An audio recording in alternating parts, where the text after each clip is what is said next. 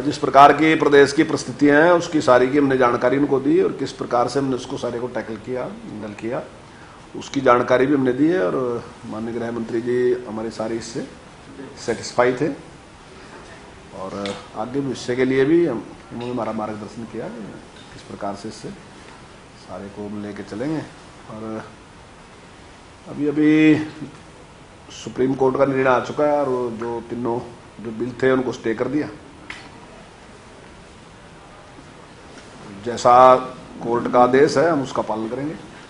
और मैं समझता हूँ कि इसमें अब जो किसान भी वहाँ धरने पे थे तो जो उनकी डिमांड थी वो सुप्रीम कोर्ट ने जिस प्रकार से मान ली तो मैं समझता हूँ उनको भी उसको स्थगित कर देना चाहिए, जाना चाहिए। नहीं, सरकार में कुछ नहीं। देखिए ये तो ऐसे है जैसे परिवार में भी अपना जो भी परिवार का मुखिया है उससे मिलना, उसके साथ बातचीत करना, बताना, जैसी परिस्थितियाँ परिवार में भी है, सरकार में भी है, पार्टी में भी है। तो ये उसी प्रकार की एक मीटिंग थी कि माननीय गृह मंत्री जी से टाइम लिया था और उससे मिले थे और सारी स्थिति हमने बताई। देखिए ये रूटीन काम है। वैसे तो जब सरकार में होते हैं तभी डिप्लोमेसी होती है और जब सरकार में नहीं होते तभी डिप्लोमेसी कोई देखता नहीं है कि डिप्लोमेसी है। लोगों के साथ अपने जो भी कार्यकर्ता हैं या विधायक हैं उनके साथ जीवित संबंध रखना, उनके साथ बातचीत करना जरूरी होता है, तो रखते ही हैं। उसमें कोई डिप्लोमेसी नहीं है, लेकिन इस प्रकार के संबंध रखते ही हैं। काफी देर बाद भी बात क्या हुई थी अमित शाह जी से, क्या बात करी इतनी देर तक आप रहे जब वहां पर? नहीं, जैसी जो जिस प्रकार की स्थिति थी उसके बारे में सारे में हमने डिटेल से सारी बात रखी और आगे विषय के लिए भी सारी बात उनके साथ। कुछ स्पेसिफिक मीडिया के समक्ष जो रख सके वो डिटेल बता सकते हैं सर, जितनी रख सके? नहीं, मीडिया के सामने मैंने सारी रख दी, यही बात तो ही। उसकी घटना के बारे में बात हुई करनाल की? सर वो जो आप जब नहीं, करनाल की घटना के बारे में बिल्कुल बातचीत हुई है और सरकार ने जिस सूझबूझ के साथ उसको हैंडल किया है सारे विषय को, तो माननीय गृह मंत्री जी भी उससे सहमत थे कि ठीक किया है। जो माननीय मुख्यमंत्री जी ने निर्णय लिया और उन्होंने वहाँ अपना कार्यक्रम जिस प्रकार से स्थगित किया तो उन्होंने कहा कि ठीक है, ऐसे में क्योंकि बहुत ज़्यादा नुकसान हो सकता था उसमें, तो उनका निर्णय सही था। गृह मंत्री जी इस बात से सहमत थे कि आपने ठीक निर्णय लिया। तो जो तोड़फोड़ वहाँ पे किसानों ने की तो निश्चित तौर से उसका एक बैड मैसेज पूरे समाज में गया, पूरे प्रदेश में गया और प्रदेश ने देख लिया कि किस प्रकार का उनका आचरण था। तो उससे निश्चित तौर से समाज की भी समझ में ये बात आई कि ये इनका निर्णय, इनका व्यवहार जो है वो चिंताजनक है और मतलब झगड़ा करने वाला है सारा का सारा। तो ये मैसेज समाज में भी गया सर और ये मैसेज भी गया कि सरकार जो है वो हर तरीके से इसको टालना चाहती है और चाहती है कि आपस में बातचीत से सारा समस्या का समाधान। सर इस कार्यक्रम को लेकर के अमित शाह जी ने कुछ कहा कि करना था या नहीं करना था, या आगामी कार्यक्रम कोई अब सरकार को करने चाहिए सार्वजनिक, क्योंकि सीआईडी रिपोर्ट भी आई थी उसमें भी कहा गया कि सार्वजनिक कार्यक्रम नहीं, अभी हम कोई सार्वजनिक कार्यक्रम कुछ नहीं करेंगे। अमित शाह जी ने कहा अभी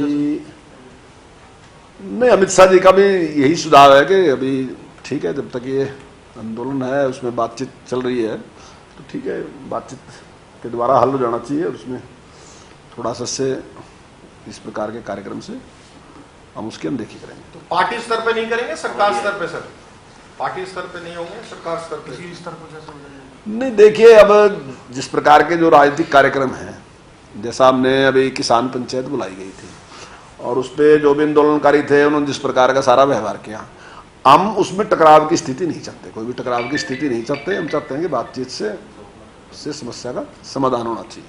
और अगर किसानों की कोई बात ऐसी है जो वो कहना चाहते हैं तो वो अपनी बात कह सकते हैं, अपनी बात बता सकते हैं। और सरकार ने पहले भी यह कहा कि हमारे दरवाजे खुले हैं। अब तो सुप्रीम कोर्ट का फैसला आएगा, उस पर स्टे ही कर दिया। अब तो बातचीत की कोई बात रही भी नहीं है, क्योंकि जो गेंद है वो अब सुप्रीम कोर्ट के माननीय मुख्यमंत्री जी ने टाइम लिया हुआ था मिलने का। मुख्यमंत्री जी ने टाइम लिया था मिलने का और हम दोनों, हमारे मुख्यमंत्री जी भी और उप मुख्यमंत्री जी भी और दोनों पार्टियों के अध्यक्ष, बीजेपी का भी और जेजेपी का भी, और साथ में मैं था।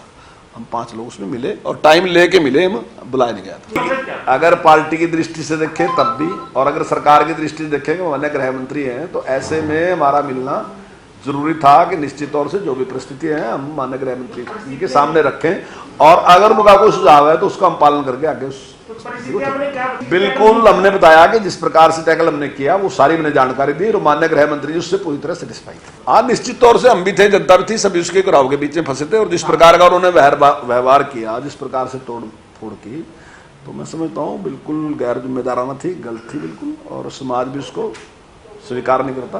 समाज भी नहीं, गृह मंत्री जी क्या इसको तो कोई भी ठीक मानता, केवल घेराव करने वाले ही तो ठीक मानते हैं। कौन मानता है? लोकतंत्र में अपनी बात कहने का सबको अधिकार है और लोकतंत्र का जो प्राण है वो संवाद है। अगर संवाद नहीं है तो लोकतंत्र का मतलब ही खत्म हो गया। क्या है लोकतंत्र?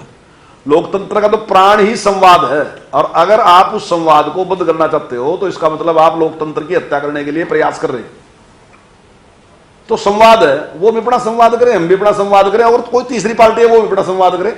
अपनी बात कहने का राइट सबको है, और यही राइट आज उनके पास भी है, वही राइट हमारे पास भी है, वही राइट विपक्ष के पास भी है।